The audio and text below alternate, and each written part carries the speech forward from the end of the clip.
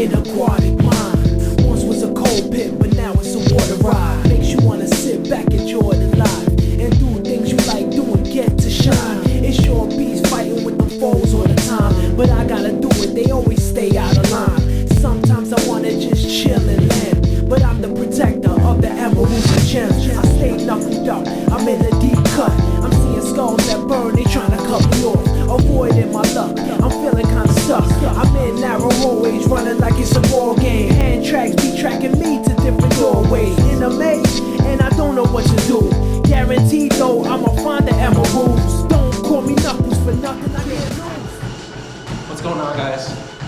We are wrapping up week 6 of marathon prep with a 11-mile run. This week was actually a deload, so the ending volume, total volume for the week will be about 43 miles, and then we'll go back up to 70 starting next week. Overall, this week was great. I wasn't stressing hitting specific miles per day. The goal was to just hit mid-40s or close to it. Really focusing on recovery, active recovery, sleep, nutrition, so that way I can go back into the next block better and refreshed. And deloads are very important, particularly in my mind for this prep, because I've set the goal of running a sub 250 in May at the Buffalo, New York Marathon.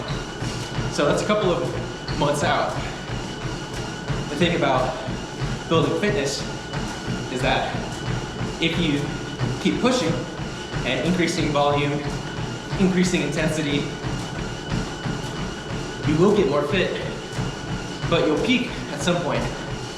And so part of what I'm trying to be mindful of is not peaking too early. I personally want to peak at around 1 to 2 weeks away, or 1 to 2 weeks out from the marathon, and then taper into it. But I have personally experienced what happens when you peak and you keep trying to push or maintain that level of fitness. And it could just be me. I've also seen this happen to some of my friends, but the longer that you push yourself past a peak, your peak level of fitness with the same level of intensity and volume, it seems that you are at a higher risk of injuring yourself, and there's a point of diminishing returns. So for me, with this prep, I'll do about 4 or 5 weeks of building, and then I'll do a deload where I lose fitness maybe, but really the focus is on recovering. And then I'll do another couple weeks build, deload. And so through this type of self-regulation and feedback, my goal is to just not overshoot and peak too soon or push past what my body and what I'm capable of and risking injury. Now, I've always been like this, even when I've set past athletic goals, trying to be a stronger weightlifter, or even trying to focus on running 3 miles in the Marine Corps as fast as I could. I've always been a little more hesitant, and there's definitely drawbacks to that. There's errors on both sides.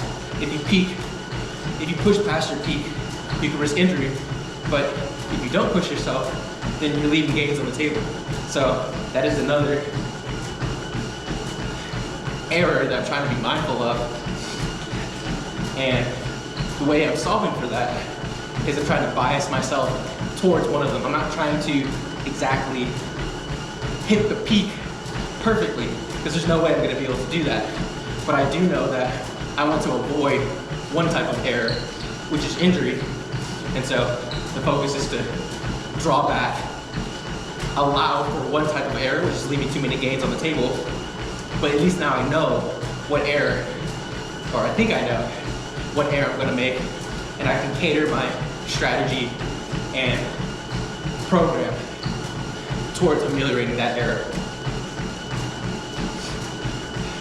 It's also helpful to have the deload weeks, one, to shed all that soreness and to do an accurate check-in with your body to see how you're feeling. But it's also key to have those big 22-mile workouts so you can really see where your level of fitness is at. And these workouts that I have planned are supposed to mimic an actual marathon. And so if I'm crushing those workouts, 2-3 months out from the marathon, who knows, maybe I could keep pushing, but it could be that I peaked. So those key workouts are also other great touch points to see where you're at in terms of your level of fitness. So did 9 miles instead of 11, ending the week with 41 miles. I'm gonna take the rest of today and tomorrow to just recover and get back into it next week in 2 days, starting Monday. And yeah, that's gonna be that. So one thing that I wanted to talk about in this video that was on my mind while I was running was comparing yourself to other people. So for anyone who is new to the channel, I'm a big fan of Dr. Jordan Peterson. He's a clinical psychologist. I've read all of his books. Just such a huge fan. He's really changed my life and been a profound and deep influence on me. One of his 24 rules for life is compare yourself to who you were yesterday, not to who someone else is today. Something like that. And when I first read his second book, 12 Rules for Life, that book has the rule in it, I would discuss it with other people, and people would mistake the what's it called, the word of the law compared to the spirit of the law, or the literal version of the rule versus the intention of the rule. And so I wanted to talk about that a little bit. Literally, obviously you can't prevent yourself from comparing yourself to other people. That's just how it's gonna work. We're social creatures. We can't help it. There are positives and negatives to doing it, and there's definitely adaptive function to using social interactions and other people as feedback mechanisms. And part of that feedback mechanism means some sort of reflection or mirroring, which could lead to a comparison. So literally, there's no way around there's no way around preventing yourself from comparing yourself to other people. But what's the intent and what's the ideal behind the rule? I started thinking about the story of Cain and Abel. Long story short, Cain and Abel, story from the Bible, they're two brothers where Abel is, in a sense, an ideal. He gets the blessing of God. He is popular. He's the beloved older son, I believe. And Cain doesn't get what he wants. And he feels bitter and resentful, and he's angry because he sees Abel getting what he wants. He sees Abel getting blessed by God, but Cain feels like he's doing the same thing, but he isn't getting the blessing. And he calls God out and says, and he asks him, what's wrong with reality? What's wrong with this world that you've created that it's so unfair and unjust? And God tells Cain that, well, if you did what you were supposed to do, you would get what you wanted and what you deserved. And so in this moment, Cain could choose to learn from his mistakes and look at Abel as an opportunity to look at Abel as a source of knowledge that Cain himself could use to develop and adapt and become better. But instead, he lashes out and succumbs to his anger and kills Abel. And so he tears down his ideal. So Abel's an ideal, and an ideal is a judge, because when you focus on an ideal, something that you want, a standard, a goal, you simultaneously attend to the distance between you and the goal, right? It's an ideal because you don't have it yet. It's a goal because you don't have it yet. And so once you manifest that distance and you make that clear, you then realize how you're lacking and how you're insufficient by definition, right? Because if you had everything and if you were adequate, then you would have the goal or you would be the ideal. So to think of an ideal is to be judged because you attend to the distance between you and the ideal, and the fact that there's distance is evidence of your inadequacy. And many people don't like that. And like Cain, instead of trying to learn how to close that distance by focusing on the ideal, they tear it down.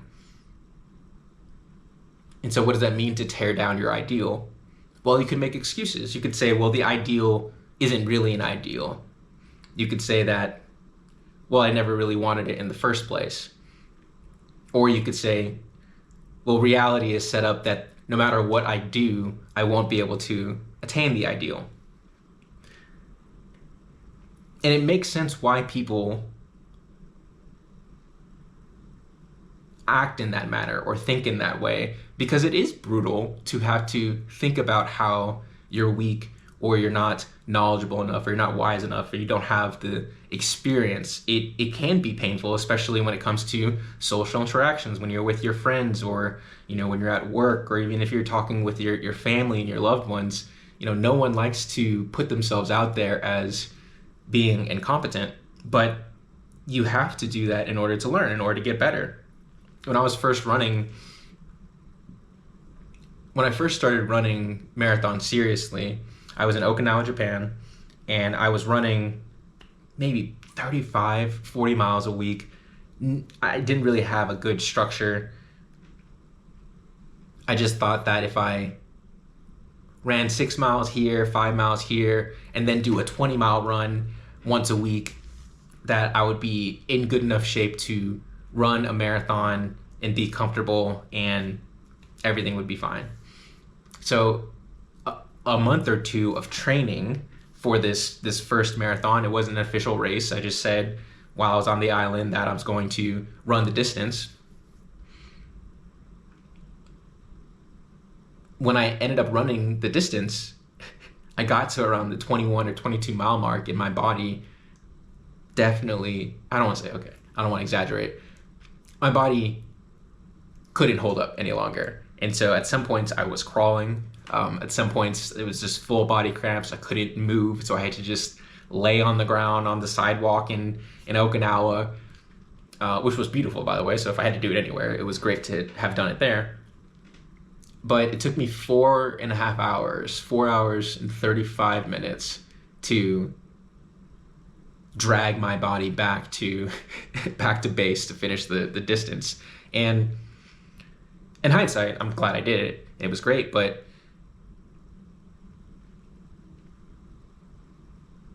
why am I thinking about this? Why did I bring this up? Oh, it didn't feel good to just bask in that weakness.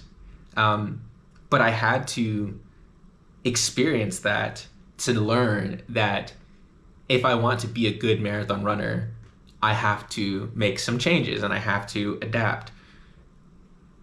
That 2-month prep that I did, where there was really no structure and I didn't know anything about the 80-20 rule when it comes to aerobic versus anaerobic activity, and I didn't really know what a tempo or threshold run was. I didn't understand about progressive overload and increasing your volume over time, your weekly mileage over time.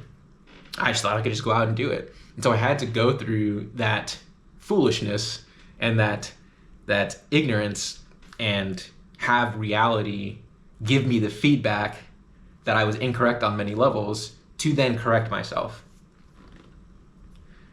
So again, I understand why people in the face of an ideal want to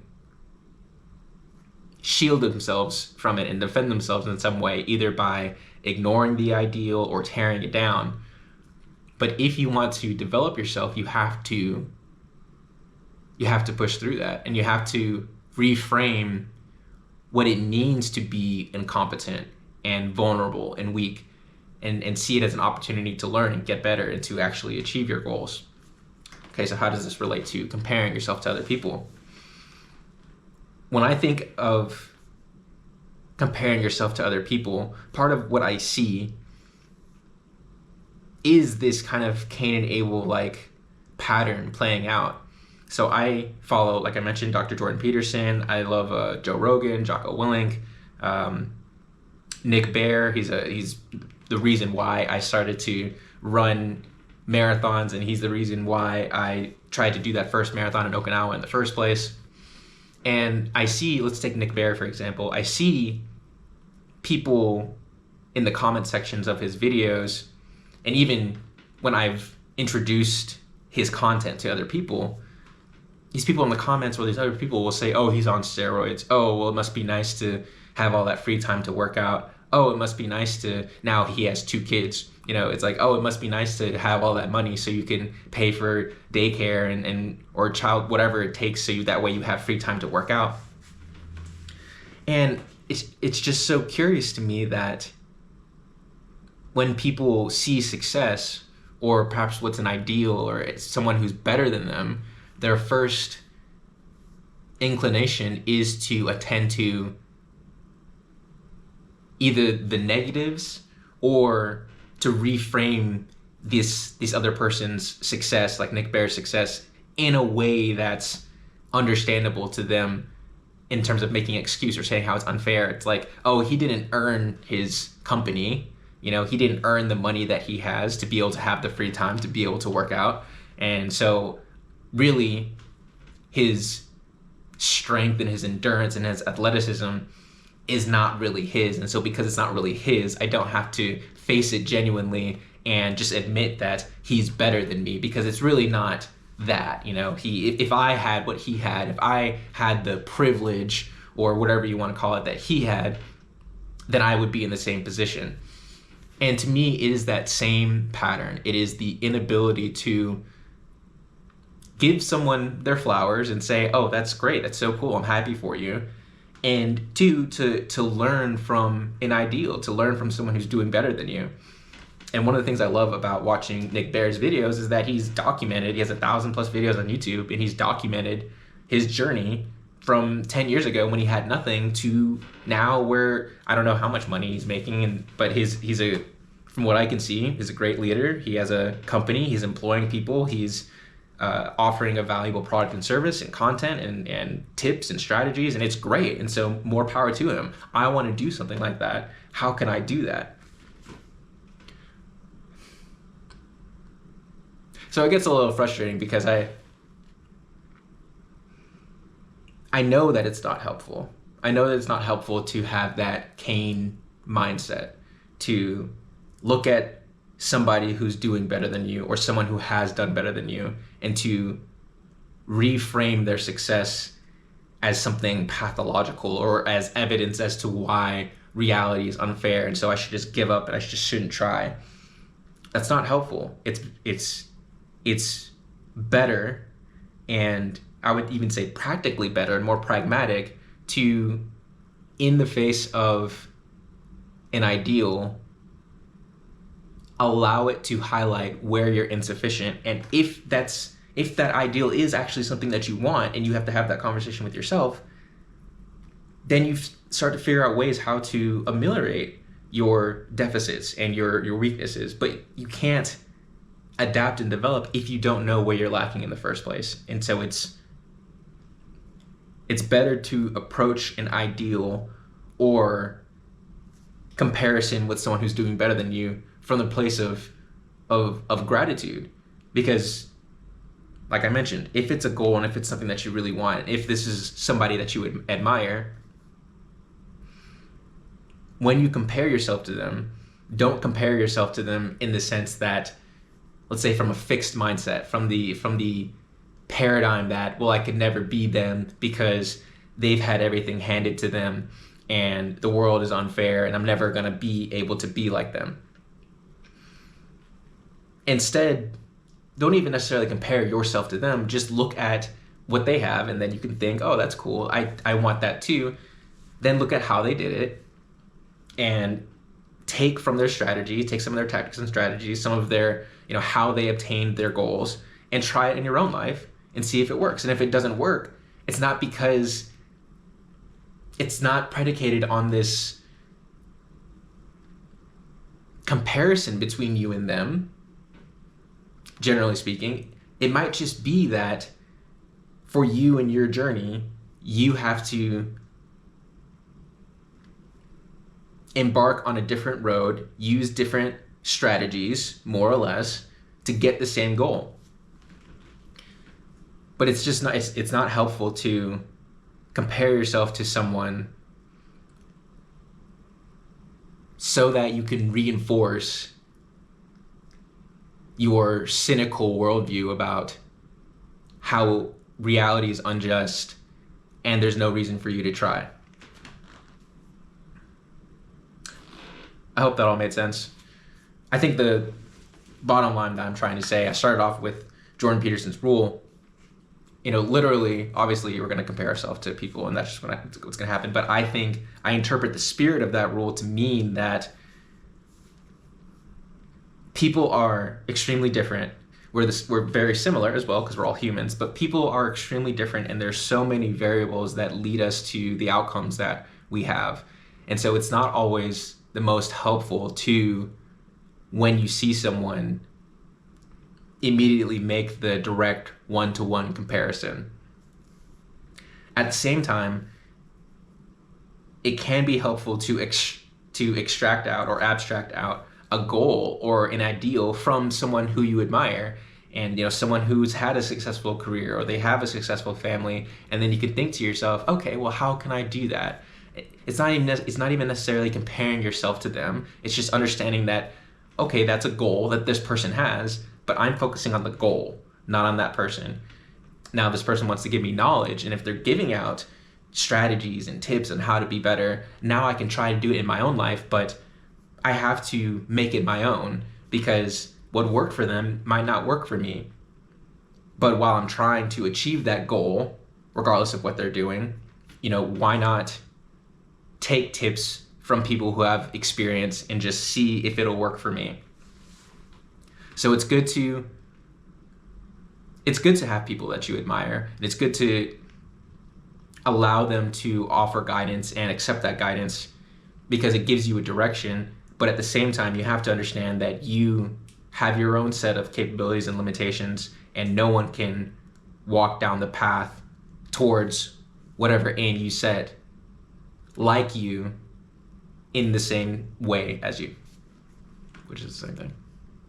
All right, I'm going to end the video there. Thanks for listening, guys, and I'll see you in the next one.